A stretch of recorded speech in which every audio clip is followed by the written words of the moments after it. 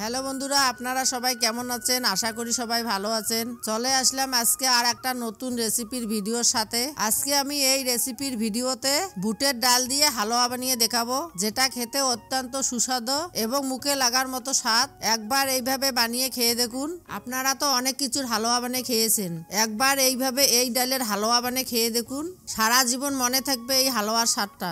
বেশি দেরি না করে চলুন তাহলে শুরু করি আজকের এই মজাদার হালুয়ার রেসিপিটা। আমি এখানে 500 গ্রাম বুট ডাল নিয়েছি, সাথে ডালগুলোকে ভালো করে ধুয়ে ভিজিয়ে রেখেছি। আমি এখানে ডালগুলোকে 2-3 ঘন্টা ভিজিয়ে রেখেছি। আপনাদের কাছে যদি ডালগুলো ভিজানোর সময় না থাকে তাহলে আপনারা ডালগুলোকে ধুয়ে সিদ্ধ করে নিতে পারেন। আমি এখানে 2-3 ঘন্টা ভিজিয়ে রেখেছি, তাই সিদ্ধ করব না, একবারে মিক্সারে দিয়ে ভালো করে মিক্স করে নিব। আমি তাড়াতাড়ি করে ডালগুলোকে ভালো করে মিক্সারে মিক্স করে নেই। বন্ধুরা, আপনারা যদি চ্যানেলে নতুন এসে থাকেন তাহলে চ্যানেলটিকে অবশ্যই সাবস্ক্রাইব করে দিবেন, সাথে পাশে থাকা বেল আইকনটিও অল করে দিবেন, তাহলে আমার নতুন নতুন ভিডিও সবার আগে পেয়ে যাবেন। সাথে ভিডিওটা একটুও যদি ভালো লেগে থাকে তাহলে ভিডিওটাতেও একটা লাইক করে দিবেন। এদিকে আমার সব ডালগুলো মিক্সারে ভালো করে মিক্স করা হয়ে গেছে। এখন উনুনে একটা কড়াই বসিয়ে দিয়েছি, সাথে এখানে 2-3 চামচ ঘি দিয়ে দিব। আপনাদের কাছে যদি ঘি না থাকে আপনারা সাদা তেলও ব্যবহার করতে পারেন। ঘিগুলো যখন পুরোপুরি গরম হয়ে যাবে তখন ডালের পেস্টগুলো এখানে দিয়ে দিব। দেওয়া হয়ে গেলে এগুলোকে ভালো করে নেড়ে থাকতে হবে।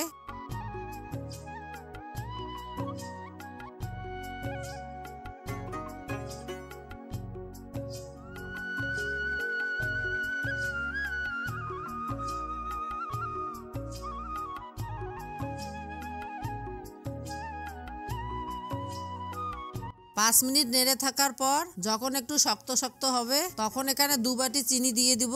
চিনিগুলো আপনারা আপনাদের হিসাব মতো দিয়ে দিবেন। আমি এখানে 2 বাটি চিনি দিয়েছি। আপনারা যদি বেশি মিষ্টি খান তাহলে বেশি করে চিনি দিতে পারেন। চিনিগুলো দেওয়া হয়ে গেলে আর একটু ভালো করে নেড়ে নিব।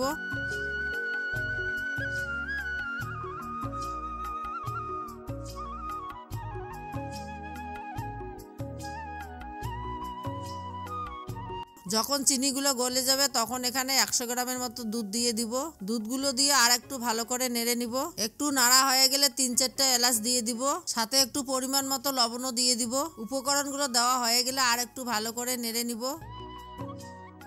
যখন একটু শক্ত শক্ত হয়ে যাবে তখন এখানে আর একটু দুধ দিয়ে ভালো করে নেড়ে নিব। তারপর এখানে কিছু কিশমিশ আর কাজু বাদামও দিয়ে দিব। উপকরণগুলো দিয়ে আর একটু ভালো করে নেড়ে নিব।